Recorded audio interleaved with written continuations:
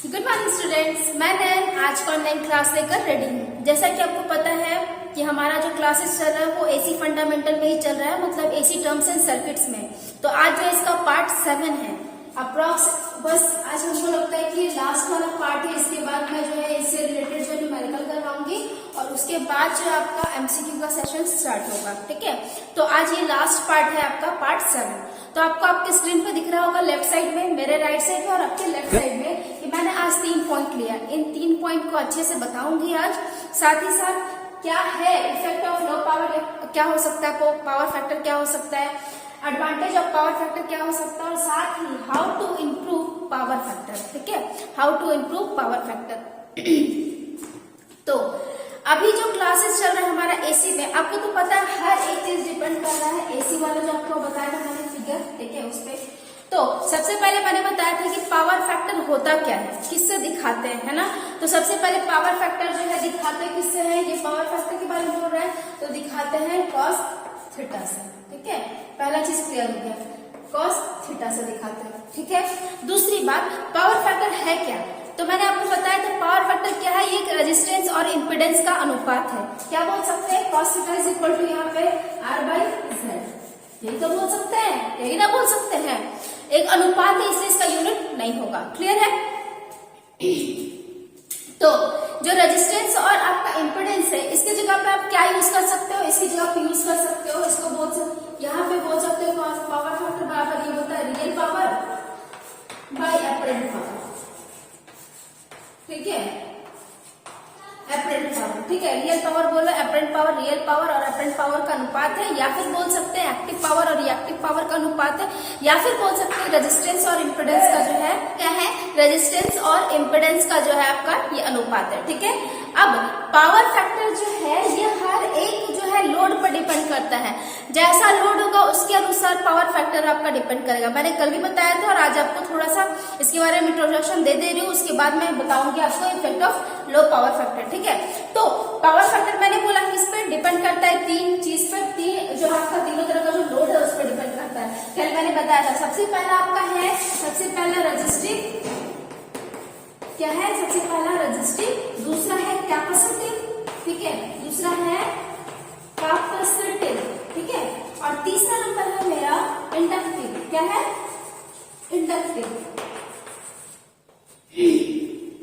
तो पहला हो गया रेजिस्टिव, दूसरा कैपेसिटिव और तीसरा इंडक्टिव। हर एक लोड पर पावर फैक्टर क्या होगा, अलग अलग होगा। अगर रेजिस्टिव होगा तो पावर फैक्टर क्या हो जाएगा, पावर फैक्टर हो जाएगा यूनिटी। क्या हो जाएगा, पावर फैक्टर यूनिटी।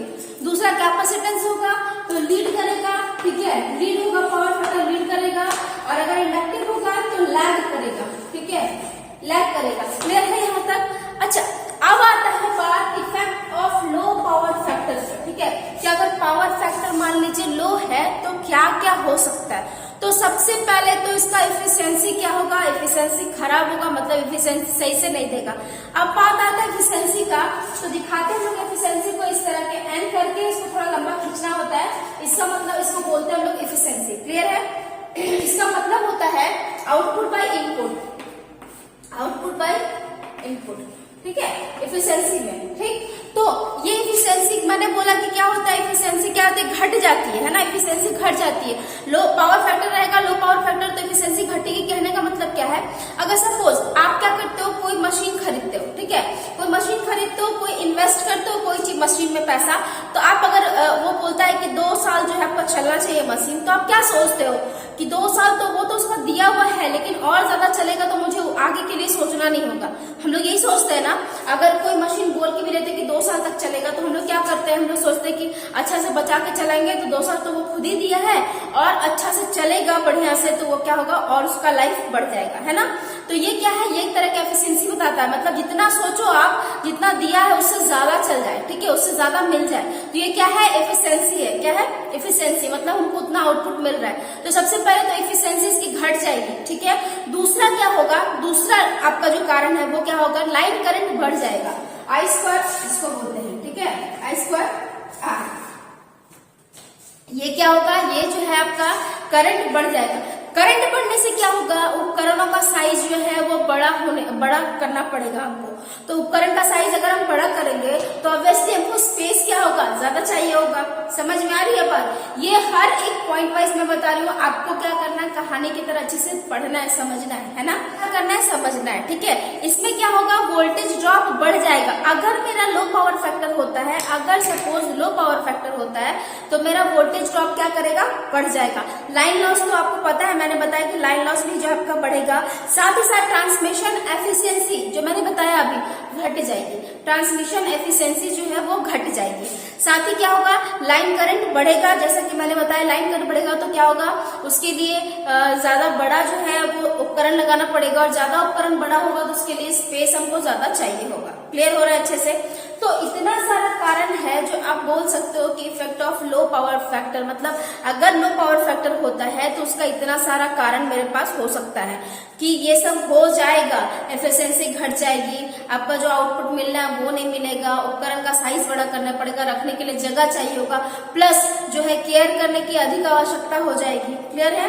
तो ये वाला आई होप आपको अच्छे से क्लियर हुआ होगा, effect of low power factor, effect of low power factor. Clear है?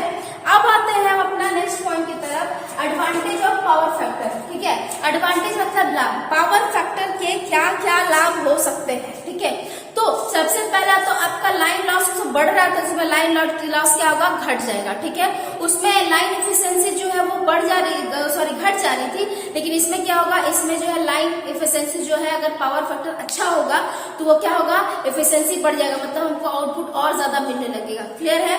तीसरा आपका जो है, जैसा आपको सिर्फ इफेक्ट बताए थे ना, उसको आपको उल्टा करते जाना हर एक चीज में। ठीक है, प्लस क्या होगा, इसमें जो है अगर लॉसेज उतना नहीं होंगी तो उपकरण का साइज हमको बड़ा नहीं करना पड़ेगा, छोटा ही रखना पड़ेगा, छोटा है तो स्पेस भी उतना ही कम लगेगा, और साथ ही साथ देखभाल की कम आवश्यकता होगी। आप समझ पा रहे हो अच्छे से? उपकरणों की लाइफ बढ़ेगी। इसी तरह क्या करने से क्या होगा, इस तरह करने से क्या होगा, उपकरण का जो लाइफ है, जो उसका जैसे 2 साल का या 3 साल का लाइफ दिया था, उसका एज का लाइफ क्या होगा, वो इम्प्रूवमेंट हो जाएगा लाइफ में। क्लियर हो रहा है अच्छे से? तो आपको देखना है क्या है, लो पावर फैक्टर और एडवांटेज में। लो पावर फैक्टर जिसमें होगा आपका, तो क्या क्या कमी हो जाएगा, पावर फैक्टर जो है वो अगर कम होगा तो आपका क्या क्या इफेक्ट देगा, तो मैंने जैसे बताया आपको कि क्या क्या इफेक्ट दे सकता है। ठीक है, अब है एडवांटेज पे बात, तो लाभ क्या क्या हो सकता है, तो जो उसमें कमी हो रहा था इसमें लाभ हो जाएगा, सिंपल सा बात है, उतना सोचना नहीं है, जो उसमें आप कम कर रहे हो उसमें सारा चीज जो आप बढ़ते जाएगा। क्लियर हो रहा है? उसके बाद अब आते हैं अपने नेक्स्ट पॉइंट पे, how to improve cos theta, मतलब यहाँ पे पावर फैक्टर के बारे में बोला मैंने, पावर फैक्टर ऐसे लिखा नहीं है, सिर्फ ये लिख दिया। इसका मतलब आपको पता, मैंने बताया था कल आपको कि पावर फैक्टर होगा, है ना, पावर फैक्टर। तो पावर फैक्टर को हम लोग इम्प्रूव कैसे कर सकते हैं, तो कंडेंसर या कैपेसिटर लगाकर। ठीक है, लाइन के पैरेलल में मैंने अभी क्या बोला, लाइन के पैरेलल में, लाइन के पैरेलल में क्या लगाना है हमको, कैपेसिटर लगाना है। ठीक है, कैपेसिटर लगाना है। अगर हम लाइन के पैरेलल में कैपेसिटर लगाएंगे तो क्या होगा, मेरा वो पावर फैक्टर इंप्रूव करेगा, पहला कारण है। ठीक है, आपसे बहुत बार एग्जाम में पूछता है, वो ऑप्शन देता है आपका कि how to improve power factor, आप पावर फैक्टर को इम्प्रूव कैसे कर सकते हैं, क्या कारण हो सकता है। तो चारों ऑप्शन में आपको ये जो मैं बताने वाली हूँ रीजन सारा, अगर वो मिल जाता है तो डेफिनेटली आंसर वही होगा। तो पहला क्या है, लाइन के पैरेलल में आपको क्या करना है, कंडेंसर या कैपेसिटर लगाना है। अच्छा, बहुतों को कंफ्यूजन है कंडेंसर या कैपेसिटर के अलग अलग चीजें, नहीं, हम लोग बोलते हैं, अगर हम पढ़े लिखे हैं, ठीक है, अगर हम उस विषय में जानते हैं तो हम लोग क्या करते हैं, उसको बोलते हैं, हम लोग क्या बोलते हैं, कैपेसिटर बोलते हैं। ठीक है, लेकिन आप जब ऐसे जाओगे मार्केट में लेने, दुकानदार जो पढ़ा लिखा उतना नहीं होता, वो क्या बोलेगा, कंडेंसर दे देने के लिए। ठीक है, कैपेसिटर नहीं बोल के कंडेंसर बोल देता है, दोनों सेम है, दोनों का काम वही है, चार्ज को स्टोर करना, क्षणिक चार्ज को स्टोर करता है एसी में। क्लियर हो रहा है अच्छे से? अच्छा, दूसरा हो सकता है क्या, हाउ टू इम्प्रूव, हम लोग पावर फैक्टर कैसे इम्प्रूव कर सकते हैं, तो सिंक्रोनस मोटर का यूज करके, लाइन में जो है सिंक्रोनस मोटर लगा देंगे हम लोग, उससे क्या होगा, उससे भी पावर फैक्टर मेरा इम्प्रूव करेगा। लाइन में जो है सिंक्रोनस मोटर लगा देंगे तो मेरा पावर फैक्टर इम्प्रूव करेगा। और तीसरा जो मेरा है इफेक्ट या फिर कारण है जिससे पावर फैक्टर इम्प्रूव कर सकते हैं, वो है synchronous induction motor. Synchronous induction motor अगर हम लोग लगाते हैं लाइन में तो मेरा पावर फैक्टर इम्प्रूव करता है। क्लियर हो रहा है अच्छे से? पावर फैक्टर इंप्रूव करने के लिए 3 जो है कारण है।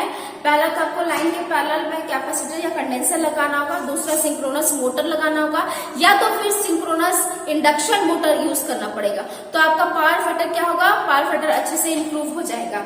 तो आपने देखा यहाँ पे 3 पॉइंट को मैंने लिया और तीनों पॉइंट जो है क्या है वो कुछ इसमें ऐसा न्यूमेरिकल कुछ बताने लायक नहीं है। आपको क्या करना है, इसको हर एक लाइन को अच्छे से पढ़ लेना, समझ लेना वीडियो में, और जो जो इसमें बोला जाएगा उसका उल्टा इसमें हो जाएगा एडवांटेज में। जाहिर सी बात इसमें घटेगा तो इसमें बढ़ेगा, ये चीज आपको करना है, ठीक है। और दूसरा चीज है, ये जो तीसरा वाला है ये पीजीआई है, ठीक है, मतलब वेरी वेरी इंपॉर्टेंट, हमेशा क्वेश्चन पूछता है। आप इंटरव्यू अगर फेस करने जाओ तो वहां पे भी पूछ सकता है, आईटीआई के एग्जाम में पूछता है, आपका जॉब रिलेटेड जो भी एग्जाम होते हैं उसमें भी पूछा जाता है। तो आप जब भी पढ़ो ना तो ये सोच के मत पढ़ो कि मुझे आईटीआई पास करना है, सिर्फ ये नहीं, आपका मेन मोटो होना चाहिए पढ़ता लिखता क्यों है आदमी, अच्छा इंसान बनने के लिए और साथ ही साथ अच्छा कहीं जॉब करने के लिए। तो आप पहले से ये टारगेट बना के चलो कि आपको क्या करना है, अच्छी जगह प्लेसमेंट लेना है। तो उसके लिए क्या होगा, आपको डीपली पढ़ना पड़ेगा। तो डीपली तो किसी के पास इतना टाइम नहीं कि डीपली पढ़ते जाए, लेकिन जो पढ़े सटीक पढ़े। तो ये आपको कई बार एग्जाम में पूछा गया, इंटरव्यू में भी पूछा गया, फेस किया है क्वेश्चन। तो आप जो है डेफिनेटली इसको 1 बार से 2 बार वीडियो को जरूर देखें बिना स्किप किए हुए, ताकि अच्छे से आपको क्लियर हो सके। और अगर कोई पॉइंट में आपको डाउट लगता है ना तो आप प्लीज कमेंट सेक्शन में जो है ना कमेंट डाउन किया करिए, मैं डेफिनेटली उसको सॉल्व करके बताऊंगी नेक्स्ट वाले क्लास में। तो जैसा कि आपको पता है कि आज हमारा पार्ट 7 था, ये लास्ट पार्ट है एसी का। और अब जो है वो कल का जो क्लास रहेगा वो फुल्ली न्यूमेरिकल रहेगा। मैं 3 या 4 न्यूमेरिकल बताऊंगी आपको अच्छे से, ताकि आपके दिमाग में घुस जाए वो चीज। और हाँ, आपको करना क्या है, आपको जब कल की क्लास में बताऊंगी तो आपको करना क्या है, सारा फॉर्मूला आपको रिमेम्बर करके रखना है, ताकि आप इजिली जैसे मैं क्वेश्चन लिखूं आप तुरंत सॉल्व कर सको अपनी कॉपी पे, क्योंकि हर एक फॉर्मूला जो मैंने बताया है उसी से बेस्ड रहेगा कल का क्वेश्चन सारा का सारा। तो आशा करती हूँ आज का जो मेरा क्लास आपको पसंद आया होगा। पसंद आया तो ढेर सारा लाइक दे और साथ ही साथ मेरा मनोबल बढ़ाए। और आज के लिए इतना ही, थैंक यू।